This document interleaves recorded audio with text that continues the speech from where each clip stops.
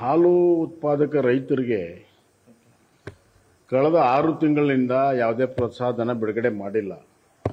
ಸುಮಾರು 500 ಕೋಟಿಗಿಂತ ಹೆಚ್ಚು ಬಿಡುಗಡೆ ಮಾಡಬೇಕಾಗಿತ್ತು. ಪ್ರೋತ್ಸಾಹಧನ ಇಲ್ಲದೆ ರೈತರು ಬಹಳ ಸಂಕಷ್ಟಕ್ಕೆ ಈಡಾಗಿದ್ದಾರೆ. ಒಕ್ಕೂಟಗಳು ಕೂಡ ಸಂಕಷ್ಟಕ್ಕೆ ಈಡಾಗಿದೆ.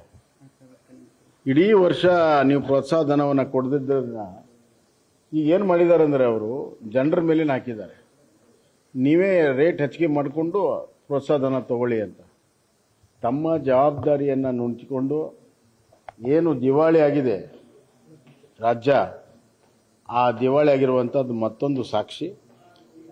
500 ಕೋಟಿ ರೂಪಾಯಿಯನ್ನು ಕೊಡೋದಕ್ಕೆ ವಿಫಲವಾಗಿ ತಮ್ಮ ವಿಫಲತೆಯನ್ನು ಮುಚ್ಚಿಕೊಳ್ಳಲು ಈಗ KMFಗೆ 4 ರೂಪಾಯಿ ಹೆಚ್ಚಿಗೆ, ಒಟ್ಟು ಈ ವರ್ಷ ಸುಮಾರು 9 ರೂಪಾಯಿ ಹೆಚ್ಚಿಗೆ 3 ಸತಿ ಮಾಡಿ 9 ರೂಪಾಯಿ ಹೆಚ್ಚಿಗೆ ಮಾಡಿ ಇವತ್ತು ಸರ್ಕಾರ ಕೊಡಬೇಕಾದಂಥ ಪ್ರೋತ್ಸಾಹಧನವನ್ನು ಜನರ ತಲೆ ಮೇಲೆ ಹಾಕಿ ಮಾಡ್ತಾ ಇದ್ದಾರೆ.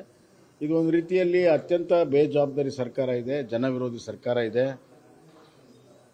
ರಾಜ್ಯವನ್ನು ದಿವಾಳಿ ಮಾಡಿ ಬರುವಂಥ ದಿನಗಳಲ್ಲಿ ಆರ್ಥಿಕವಾಗಿ ಸದೃಢವಿದ್ದಂಥ ಕರ್ನಾಟಕವನ್ನು ಅತ್ಯಂತ ದೌರ್ಬಲ್ಯವಾಗಿರುವಂಥ ಆರ್ಥಿಕ ದೌರ್ಬಲ್ಯವಾಗಿರುವಂಥ ರಾಜ್ಯವನ್ನು ಪರಿವರ್ತನೆ ಮಾಡ್ತಾ ಇದ್ದಾರೆ. ಇಷ್ಟೆಲ್ಲ ಆದರೂ ಕೂಡ ಬಂಡತನಕ್ಕೆ ಬಿದ್ದಿದ್ದಾರೆ ಇವರು. ಈಗ ಪವರ್ ಚಾರ್ಜಸನ್ನು 34 ಪೈಸೆಗೆ ಹೆಚ್ಚು ಮಾಡಿದ್ದಾರೆ. ಮೀಟರ್ದಂತೂ ದೊಡ್ಡ ಹೊರೆ ಜನರ ಮೇಲೆ ಇದೆ. ಅದೊಂದು ದೊಡ್ಡ ಹಗರಣವಾಗಿ ಪರಿವರ್ತನೆ ಆಗ್ತಾ ಇದೆ. ಈಗಾಗಲೇ ಪವರನ್ನು ಹಿಂದೆ ಪ್ರಾರಂಭದಲ್ಲೇ ಮಾಡಿದ್ರು, ಈಗ ಮತ್ತೆ ಮುಂದಿನ 3 ವರ್ಷ ಕೂಡ ಮಾಡ್ತೀವಿ ಅನ್ನೋಂಥ ಘೋಷಣೆ ಮಾಡಿದ್ದಾರೆ. ಪೆಟ್ರೋಲು, ಡೀಸೆಲ್ಲು, ಸ್ಟ್ಯಾಂಪ್ ಡ್ಯೂಟಿ ಮತ್ತು ಎಕ್ಸೈಸ್ ಅಂತೂ ಲೆಕ್ಕನೇ ಇಲ್ಲ. ಕಳೆದ ವರ್ಷ ಸುಮಾರು 40,000 ಕೋಟಿ ರೂಪಾಯಿ ಹೆಚ್ಚಿನ ತೆರಿಗೆಯನ್ನು ಹಾಕಿ ಜನರ ಮೇಲೆ ಭಾರ ಮಾಡಿದ್ರು. ಈಗ ಸುಮಾರು ನನ್ನ ಪ್ರಕಾರ ಸುಮಾರು 55,000ಕ್ಕಿಂತ ಹೆಚ್ಚು ಕೋಟಿ ರೂಪಾಯಿ ಹೊಸ ತೆರಿಗೆಯ ಮುಖಾಂತರ ಈ ವರ್ಷ ಭಾರ ಆಗುತ್ತೆ. ಇಷ್ಟೆಲ್ಲ ಆದರೂ ಕೂಡ 1,16,000 ಕೋಟಿ ಸಾಲ ತಗೊಂಡಿದ್ದಾರೆ. ಒಂದು ಕಡೆ ಸಾಲದ ಭಾರ, ಇನ್ನೊಂದು ಕಡೆ ಹೆಚ್ಚಿನ ತೆರಿಗೆಯ ಭಾರ, ಇನ್ನೊಂದು ಕಡೆ ಬೆಲೆ ಏರಿಕೆಯ ಭಾರ.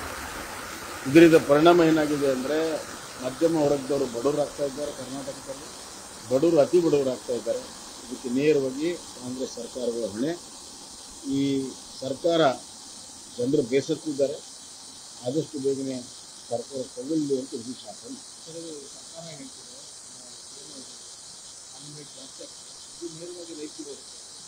ಈಗ ಕಳೆದ ಬಾರಿ ಹಂಗೆ ಹೇಳಿದ್ರಲ್ಲ, ಇವರು ರೈತರ ಹಿತಾಸಕ್ತಿ ಅಷ್ಟಿದ್ರೆ ಸರ್ಕಾರ ಕೊಡಬೇಕಾಗಿರುವಂಥ ಟ್ರೆಜರಿಯಿಂದ ಕೊಡಬೇಕಾಗಿರುವಂಥ ಗೌರವಧನ ಯಾಕೆ ಕೊಡ್ತಾ ಇಲ್ಲ? ಅದು ಕೊಟ್ಬಿಟ್ರೆ ಬೆಲೆ ಏರಿಕೆ ಪ್ರಶ್ನೆನೇ ಬರೋದಿಲ್ಲ. ಆದ್ದರಿಂದ ಇವತ್ತು ತಮ್ಮ ಆರ್ಥಿಕ ದಿವಾಳಿತನವನ್ನು ಮುಚ್ಚಿಕೊಳ್ಳಲು ಈ ದರವನ್ನು ಏರಿಸಿ ಅದನ್ನು ರೈತರಿಗೆ ಕೊಡುವಂಥ ಪ್ರಯತ್ನ ಮಾಡ್ತಾರೆ. ಅದು ಪೂರ್ಣ ಪ್ರಮಾಣದಲ್ಲಿ ರೈತರು ಕೂಡ ಮುಟ್ಟೋದಿಲ್ಲ. ಮತ್ತೆ ಎಸ್.ಟಿ. ಸೋಮಶೇಖರ್ ಮತ್ತು ಹೆಬ್ಬಾರ್ ಅವರು ಇನ್ನು ಕೆಲವೇ ದಿನಗಳಲ್ಲಿ ಉಚ್ಚಾಟನೆ ಆಗ್ತಾರೆ, ಅವರು ಕೂಡ ಪಕ್ಷದಿಂದ ಅಂತ ಕೆಲವೇ. ನಾನು ಅದರ ಬಗ್ಗೆ ಏನೂ ಕಮೆಂಟ್ ಮಾಡೋಕ್ಕಾಗೋದಿಲ್ಲ. ಯಾಕಂದರೆ ಅವರು ನೋಟಿಸ್ ಕೊಟ್ಟಿದ್ದಾರೆ, ಉತ್ತರ ಕೊಡ್ತಾರೆ. ಅದಕ್ಕೆ ಶಿಸ್ತು ಸಮಿತಿ ಇದೆ, ಅವರು ತೀರ್ಮಾನ ಮಾಡ್ತಾರೆ. ಸರ್, ಯತ್ನಾಳ್ ಅವರು ಉಚ್ಚಾಟನೆಯ ಬಳಿಕ ಪಾರ್ಟಿ ಒಳಗೂ ಕೂಡ ಶೋಕ ಆವರಿಸಿದಂಗಾಗಿದೆ. ಕಾರ್ಯಕರ್ತರು ಬೇಸರದಲ್ಲಿದ್ದಾರೆ. ಇವೆಲ್ಲವೂ ಕೂಡ